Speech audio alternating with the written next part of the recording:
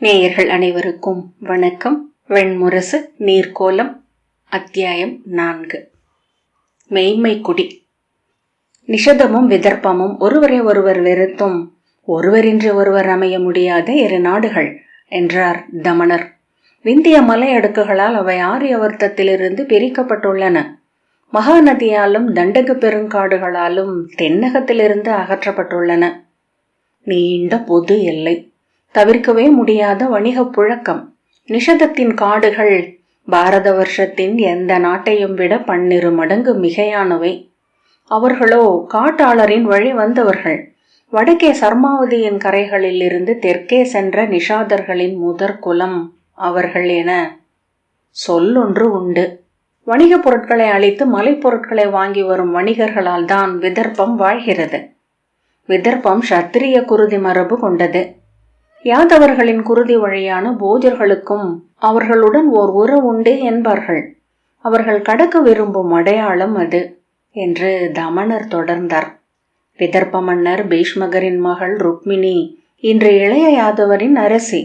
தர்மன்: ஆம், தங்கையை கவர்ந்தவர் என்பதனால் இளைய யாதவர் மேல் பெருஞ்சினம் கொண்டிருக்கிறான் பட்டத்து இளவரசன் ருக்மி. அச்சினத்தாலேயே அவன் துரியோதனனுடன் இணைந்திருக்கிறான் என்றார். அவன் மகதத்தின் ஜராசந்தனுக்கும் சேதி நாட்டின் சிசுபாலனுக்கும் அணுக்கனாக இருந்தான் என்றான் பீமன். ஆம், அதையெல்லாம் விட பெரியது ஒன்றுண்டு. விதர்ப்பத்தின் குருதியில் உள்ள கரையை களைந்து தங்களை மேலும் தூய சத்திரியர்களாக ஆக்கிக் கொள்ள அவர்கள் எண்ணி இருந்தனர். இப்பகுதியில் நிஷத நாட்டவருடன் அவர்கள் தீர்க்க வேண்டிய கடன்களும் சில இருந்தன. ருக்மிணி பேரழகி என்றும் நூல் நவின்றவள் என்றும் பாரத வருஷம் அறிந்திருந்தது. முதன்மை சத்திரிய அரசர்கள் எவரேனும் அவளை மனம் கொள்வார்கள் என்றும், அதனூடாக விதர்ப்பம் தன் குறையை சூதர்னாவிலிருந்தும் அரசவை இளிவரல்களிலிருந்தும் அழிக்கலாம் என்றும் அவர்கள் கனவு கண்டனர். அது நிகழவில்லை. இளைய யாதவர் அவளை கவர்ந்து சென்றார். சத்திரிய பெருமை இல்லாத யாதவர். முன்னரே யாதவ குருதி என இருந்த இழிவு மேலும் மிகுந்தது. ருக்மியின் சினம் இளைய யாதவருடன் அல்ல, அவன் அறியாத பலவற்றுடன். அவை முகமற்றவை, எட்ட முடியாதவை. முகம் கொண்டு கையெட்டும் தொலைவில் இருப்பவர் யாதவர். ஆகவே அனைத்து காழ்ப்பையும் அத்திசை நோக்கி திருப்பிக் கொண்டிருக்கிறான் என்றார் தமணர். விதர்ப்பம் அழகிய நாடு. பெருநீர் ஒழுகும் வரதாவால் அனைத்து முளையூட்டப்படுவது.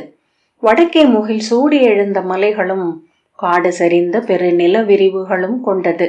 அரசென்பதையே அறியாமல் தங்கள் சிற்றூர்களில் குலநெறியும் இறைமரபும் பேணி நிலை கொண்ட மக்கள் வாழ்வது. மலை தொல்குடிகளிலிருந்து திரண்டு வந்த குலங்கள் இவை. ஆரியவர்தம் கண்ட போர்களும் பூசல்களும் இங்கு நிகழ்ந்ததில்லை. இங்கு ஒவ்வொருவருக்கும் தேவைக்கு மேல் நிலம் உள்ளது. எனவே காற்று போல், ஒளியைப் போல், நீரைப் போல் நிலத்தையும் இவர்கள் அளவிட்டதோ எல்லை வகுத்து கொண்டதோ இல்லை. இவர்களுக்கு தெய்வம் அள்ளி கொடுத்திருப்பதனால் இவர்களும் தெய்வங்களுக்கும் பிற மானுடருக்கும் அள்ளி கொடுத்தார்கள் என்றார் தமணர். அத்துடன் ஒரு பெரும் வேறுபாடும் இங்குள்ளது என்றார் தமணர். ஆரியவர்த்தம் படை கொண்டு நிலம் வென்ற அரசர்களால் வென்று எல்லை அமைக்கப்பட்டது. அவர்களின் ஆணைப்படி குடியேறிய மக்களால் சீர்கொண்டது. இது ஆரியவர்த்தத்தின் அணையாத பூசல்களைக் கண்டு கசந்து விலகி தெற்கே செல்ல துணிந்த முனிவர்களால் உருவாக்கப்பட்டது. வெல்வதற்கு நிகராக கொடுப்பதற்கும் பேணும் அனைத்தையும் கனப்பொழுதில் விட்டொழிவதற்கும் அவர்கள் மக்களை பயிற்றுவித்தார்கள். ஆனால் அத்தனை ஓடைகளும் நதியை நோக்கியே செல்கின்றன என்று தமணர் தொடர்ந்தார். குடித்தலைமை அரசென்றாகிறது. அரசுகள் பிற அரசை நோக்கி செல்கின்றன, வெல்லவும் இணையவும். பின்பு நிகழ்வது எப்போதும் ஒன்றே. தர்மன்: இப்போது விதர்ப்பம் நன்கு கட்டுப்படுத்தப்படுகிறது என்பதை எல்லை கடந்ததுமே உணர்ந்தேன். எல்லைகள் நன்கு வகுத்து அடையாளப்படுத்தப்பட்டுள்ளன. வணிக சாலைகள் காவல் படைகளால் முழுமையாக கண்காணிக்கப்படுகின்றன. பாலங்களும் சாவடிகளும் உரிய இடங்களிலெல்லாம் அமைந்துள்ளன. அனைத்து இடங்களிலும் விதர்ப்பத்தின் கொடி பறக்கிறது.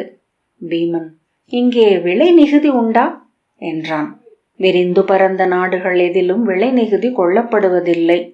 அந்நிகுதியை கொள்ளவோ திரட்டவோ கொண்டு வந்து சேர்க்கவோ பெரிய அரசாளுகை வலை தேவை. சிறிய நாடுகளில் அவற்றை உருவாக்கி கொள்ளலாம். மகதம் போன்ற தொன்மையான நாடுகளில் அவை காலப்போக்கில் தானாகவே உருவாகி வந்திருக்கும். விதர்ப்பத்தின் பெரும்பகுதி நிலத்திற்கு சாலைகளோ நீர் வழிகளோ இல்லை. இங்கு பேசப்படும் மொழிகள் 12க்கும் மேல், தொல்குடிகள் 76. இதன் எல்லைகள் இயற்கையாக அமைந்தவை. எனவே ஆட்சி என்பது அதன் குடிகளுக்கு பெரும்பாலும் தெரியாமலேயே நிகழ்ந்தது. வணிக பாதைகளிலும் அங்காடிகளிலும் சுங்க நிகுதி மட்டுமே கொள்ளப்பட்டது. அதுவே அரசு திகழ்வதற்கு போதுமானதாக இருந்தது என்றார் தமனர். ஆனால் இன்று ருக்மி இந்நாட்டை ஒரு பெரிய கைவிடு படைப்புரி என ஆக்கிவிட்டிருக்கிறான். கௌண்டின்யபுரி இன்று 2ஆம் தலைநகர். 7 பெருங்கோட்டைகளால் சூழப்பட்ட போஜகடம் என்னும் நகர் ருக்மியால் அமைக்கப்பட்டு தலைநகராக்கப்பட்டது. வரதாவின் கரையில் அமைந்திருப்பதனாலேயே பெருங்கோட்டைகளை கௌண்டின்யபுரியில் சேற்றுப்பரப்பில் அமைக்க முடியாதென்று கலிங்க சிற்பிகள் சொன்னார்கள். தமனர் தொடர்ந்தார். இளைய யாதவரிடம் தோற்று மீசையை இழந்து சிறுமை கொண்ட பின் பல ஆண்டு காலம் அவன் எங்கிருக்கிறான் என்றே தெரியவில்லை. சிவநெறியனாக ஆகி தென்னகத்திற்கு சென்றான் என்கின்றனர். இமயமலைகளில் தவம் செய்தான் என்றும் சொல்லப்படுகிறது. அவன் மீண்டபோது யோகி போலவே தெரிந்தான். முகத்தில் செந்தழல் என நீண்ட தாடி, கண்களில் ஒளிக்கூர், சொற்கள் நதியடி பரப்பின் குளிர்ந்த கற்கள். இளைய யாதவரின் குருதியில் கை நனைத்த பின் திரும்பி கௌண்டின்யபுரிக்குள் நுழைந்து அங்கு மூதன்னையர் முன் முடி களைந்து பூசனை செய்யவிருப்பதாக அவன் வஞ்சினம் உரைத்திருக்கிறான். இங்கிருந்த ஒவ்வொன்றையும் அவன் மாற்றி அமைத்தான். என்ன செய்ய வேண்டும் என நன்கு அறிந்திருந்தான். முதலில் ஆயிரக்கணக்கான சூதர்கள் கொண்டு வரப்பட்டனர். இன்றுள்ள விதர்ப்பம் என்னும் நாடு அவர்களின் சொற்களால் உருவாக்கப்பட்டது. அதன் எல்லைகள் வரையறை செய்யப்பட்டன. அதன் அழகும் தொன்மையும் தனி பெருமையும் வகுக்கப்பட்டன. ஒவ்வொரு நாளும் என தங்கள் நாடு வளர்ந்து விரிவதை மக்கள் கண்டனர். தாங்கள் கண்டறியாத நிலங்கள் எல்லாம் தங்களுக்குரியவையே என்னும் பெருமிதம் அவர்களை உளம் விம்மச் செய்தது. கண்டறிந்த நிலமும் நீர்களும் மலைகளும் பயன்பாட்டால் மறைக்கப்பட்ட அழகு கொண்டவை. காணாத நிலமும் நீர்களும் மலைகளும் அழகும் பெருமையும் மட்டுமே கொண்டவை. எனவே தெய்வ திருவுக்கள் அவை. அறிந்த மண்ணில் வேட்டையும் வேளாண்மையும் திகழ வேண்டும் என்று வேண்டி தொழுத குடிகள் அறியாத மண் என்றும் அவ்வாறே பொலிய வேண்டும் என்று தொழுது கண்ணீர் மல்குவதை ஒரு முறை சுக்கல குடிகளின் படையல் நிகழ்வொன்றில் கண்டேன்.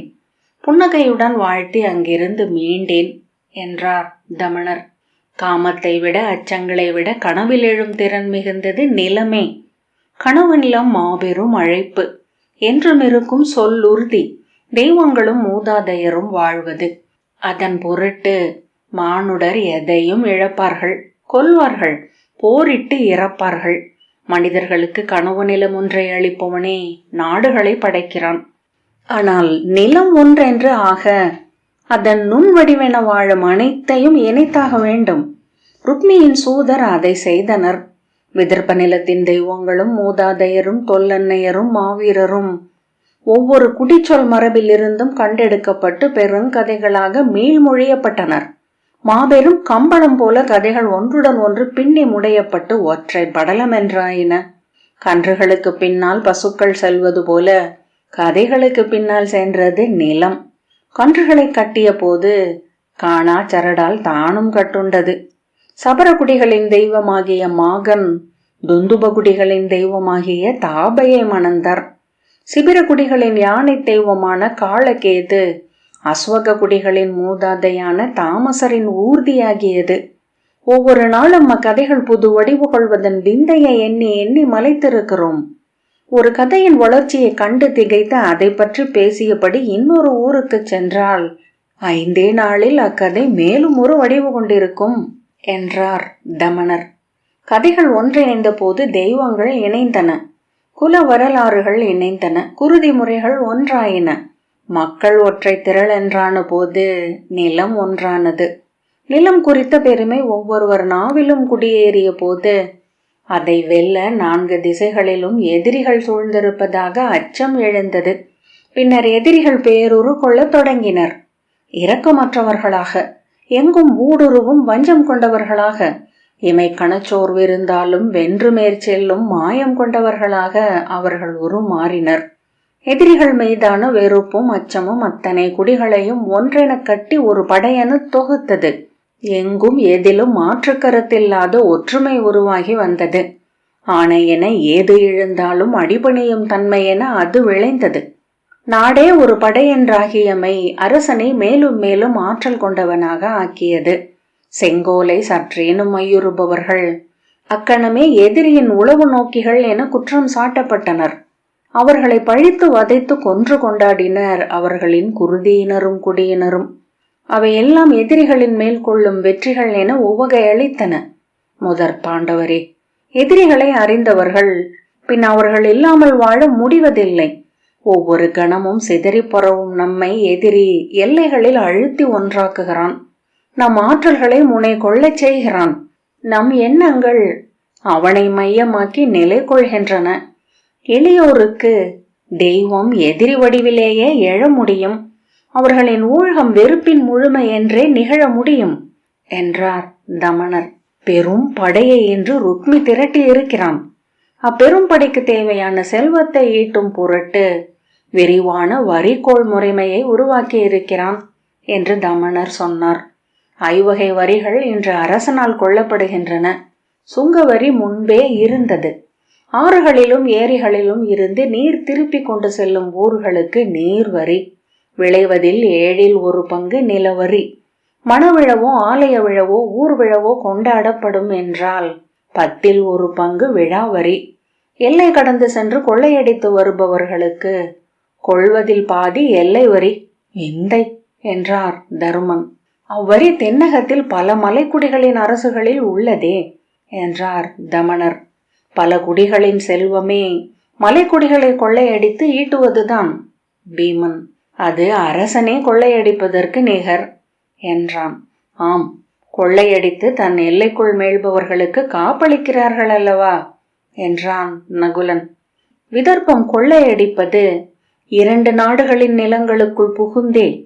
தெற்கே நிஷத நாட்டின் எல்லைகள் விரிந்தவை. பல மலைகளில் அரச பாதுகாப்பென்பதே இல்லை.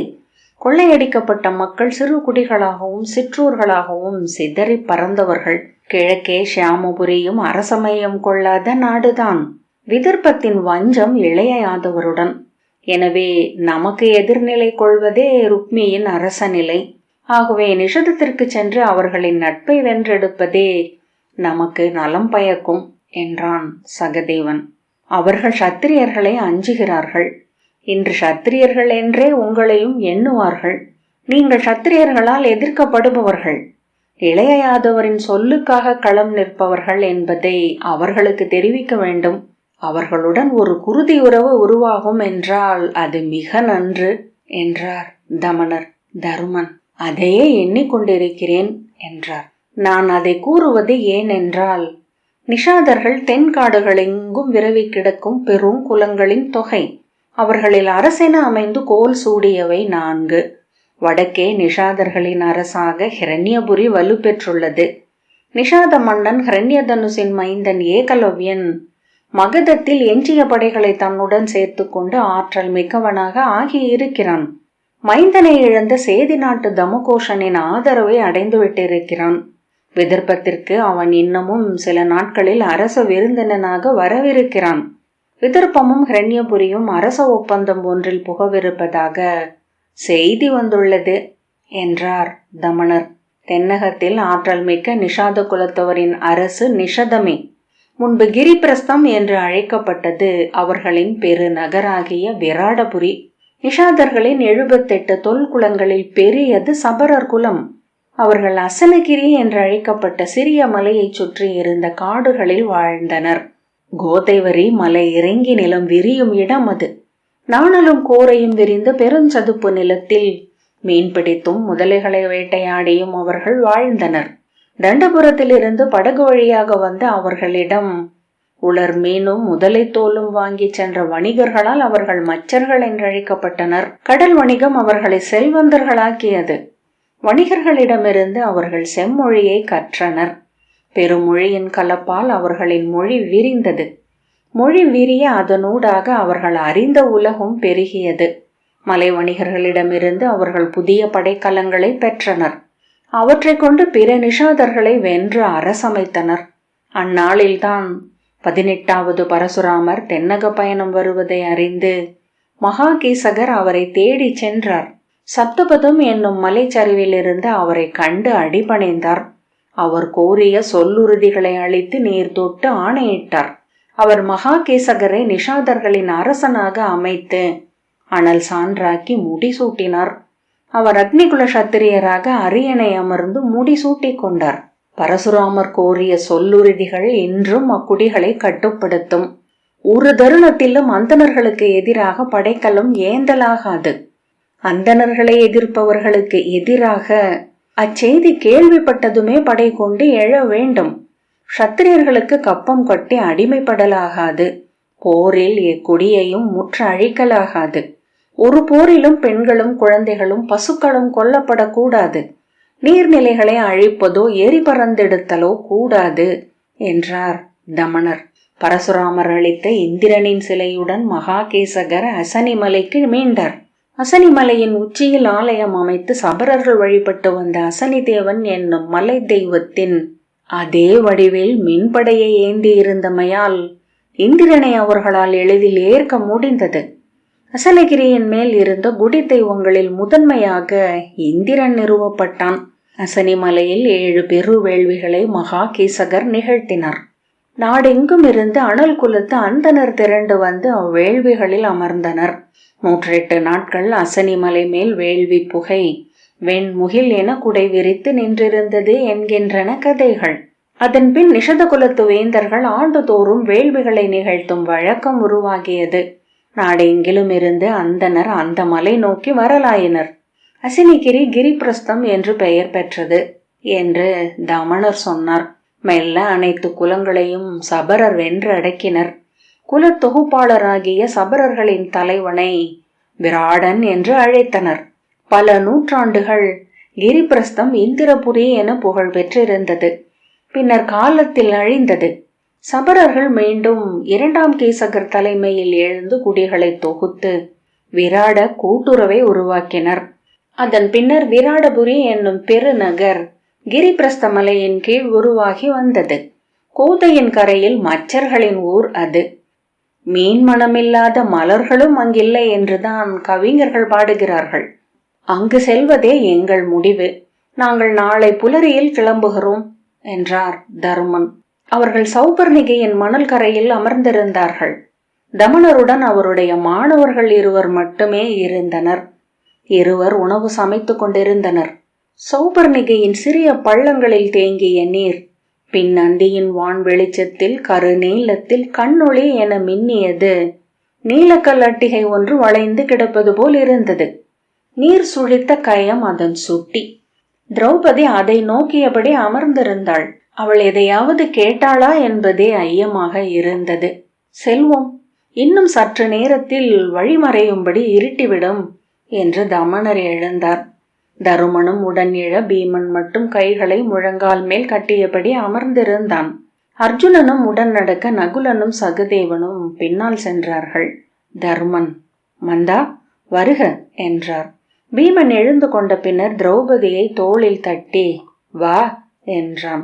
அவள் சூரியன் மறைந்த பின்னர் கரிய நீருக்குள் வாழ்முனை போல் தெரிந்த தொடுவானை நோக்கியபடி மேலும் சில கணங்கள் அமர்ந்திருந்த பின் நீள் மூச்சுடன் எழுந்தாள். அவர்கள் நடக்கையில் பீமன், முனிவரே, தங்கள் அரசு சூழ்தல் வியப்பளிக்கிறது என்றான். தருமன் திடுக்கிட்டு திரும்பி பார்த்து மந்தா என்றார். என் அரசியல் தெளிவானது. நான் என் நாட்டுக்கும் குடியல்ல, ஆனால் இளைய யாதவர் போரில் வெல்ல வேண்டும் என்று விழைகிறேன் என்றார். ஏன் என்று பீமன் கேட்டான். ஒரு போர் வரவிருக்கிறது, அதை தவிர்க்க முடியாது. அதில் எது வெல்லும் என்பதே இன்றுள்ள முழு முதல் வினா. வேத முடிவு கொள்கை வெல்ல வேண்டும். அதன் உருவம் இளைய யாதவர், அவரது படைக்கலங்கள் நீங்கள். அவர்கள் மணல் மேல் நடக்கையில் தமணர் சொன்னார், நான் சாந்தீபனி குருநிலையில் கற்றவன் என அறிந்திருப்பீர்கள். வேத கனியே என் மெய்மை. அந்த மரம் மூத்து அடிவேர் பட்டு விட்டதென்றால் அக்கனியிலிருந்து அது புது பிறப்பு கொண்டு எழட்டும். இனி இப்பெருநிலத்தை வேத முடிபே ஆளட்டும். தருமன்: ஒவ்வொருவரும் தங்கள் கொள்கையை அவ்வாறு சொல்ல கூடுமல்லவா? ஆம், அது இயல்பே. வேத முடிவு கொள்கையே பாரத வருஷம் என்னும் பெரு விரிவுக்கு உகந்ததே என நான் எண்ணுவது ஒன்றின் பொருட்டே என்றார் தமனர். நின்று திரும்பி சௌபர்ணிகையை சுட்டி காட்டி, அதோ அச்சிற்றொழுக்கு போன்றது அது என சற்று முன் எண்ணினேன். ஒரு குழியை நிறைக்கிறது, பின் பெருகி வழிந்து பிரிதொரு குழி நோக்கி செல்கிறது. பாரத வருஷம் பல குடிகளால் ஆனது. அவர்கள் வாழ்ந்து அடைந்த பற்பல கொள்கைகள், அக்கொள்கைகளின் உருவங்களான ஏராளமான தெய்வங்கள், அனைத்தையும் அணைத்து அனைத்தையும் வளர்த்து அனைத்தும் தானென்றாகி நின்றிருக்கும் ஒரு கொள்கையே இங்கு அறமென நிலை கொள்ள முடியும். பரசுராமர் அனல் கொண்டு முயன்றது அதற்காகவே. இளையவர் சொல் கொண்டு அதை முன்னெடுக்கிறார். வேலின் கூறும் நேரும் அல்ல, கட்டும் கொடியின் நெகிழ்வும் உறுதியுமே என்று பாரத வருஷத்தை ஆளும் கொள்கையின் இயல்பாக இருக்க முடியும் என்றார் தமனர். நிஷாதர்களும் அரக்கர்களும் அசுரர்களும் தங்களுடைய அனைத்தையும் கொண்டு சென்று படைத்து வணங்கும் ஓர் 1000 முகமுள்ள தெய்வம், அனைத்தையும் அனைத்து ஏந்தி செல்லும் கங்கை, அது வேத முடிபே. அது வேதங்கள் அனைத்திலும் இருந்து எழுந்த வேதம். வேத பசுவின் நெய் என்கின்றனர் கவிஞர். சில தருணங்கள் இப்படி அமைவதுண்டு என்று தனக்குத்தானே என தமனர் சொன்னார். நானும் நிலையா சித்தத்துடன் துயருற்று அலைந்தேன். பெரும் போர் ஒன்றின் வழியாகத்தான் அக்கொள்கை நிலை கொண்டாக வேண்டுமா என்று. இத்தெய்வம் அத்தகைய பெரும் பலியை கோருவதா என்று. அது ஒன்றே நிலை கொள்ள வேண்டும் என்றால், பெரிதொரு வழியே இல்லை என்றால், அதை ஊழென்று கொள்வதே உகந்தது என்று தெளிந்தேன். அது தோற்றால் இங்கு எஞ்சுவது 4 வேத நெறி மட்டுமே. இங்கு முன்னரிடப்பட்ட வேலி அது. மரம் வளர்ந்து காடென்றாகிவிட்ட பின் அது வெறும் தலை. இன்று தொல்பெருமையின் மத்தகம் மேல் ஏறி ஒரு கனவும் குனியாமல் செல்ல விரும்பும் சத்திரியர் கையிலேந்தி இருக்கும் படைக்கலம் அது. அது வெல்லப்பட்டாக வேண்டும். இல்லையேல் இனி வரும் 1000 ஆண்டு காலம் இந்நிலத்தை உலரா குருதியால் நனைத்து கொண்டிருக்கும். இப்போர் பெரும் குருதியால் தொடர்குருதியை நிறுத்தும் என்றால் அவ்வாறே ஆகுக. இருளுக்குள் அவர் குரல் தெய்வ சொல் என ஒலித்தது. சுனையில் எழும் இந்நீர் என எழுகின்றன எண்ணங்கள்.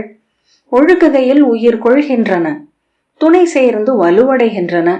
பெருவெள்ளமென பாய்ந்து செல்கையில் அவை புறங்களை சிதறடிக்கவும் கூடும்.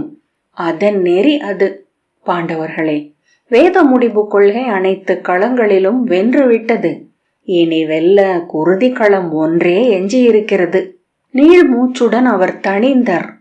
இன்று நான் முயல்வது கூட அக்களம் நிகழாமல் அதை வெல்ல கூடுமா என்றே. இளைய யாதவரின் கொடி கீழ் சத்திரியர் அல்லாத பிறர் அனைவரும் கூடுவார்கள் என்றால், அவரது ஆற்றல் அச்சுறுத்தும் அளவுக்கு பெருகும் என்றால், அப்போர் நிகழாதொழிய கூடும். ஆனால் என்று பின் கைகளை விரித்து அரேன் என்றார். அவர் நடக்க பாண்டவர்கள் இருளில் காலடியோசைகள் மட்டும் சூழ்ந்து ஒலிக்க தொடர்ந்து சென்றனர். நீர்க்கோலம் 4வது அத்தியாயம் இத்துடன் நிறைவு பெற்றது. நன்றி.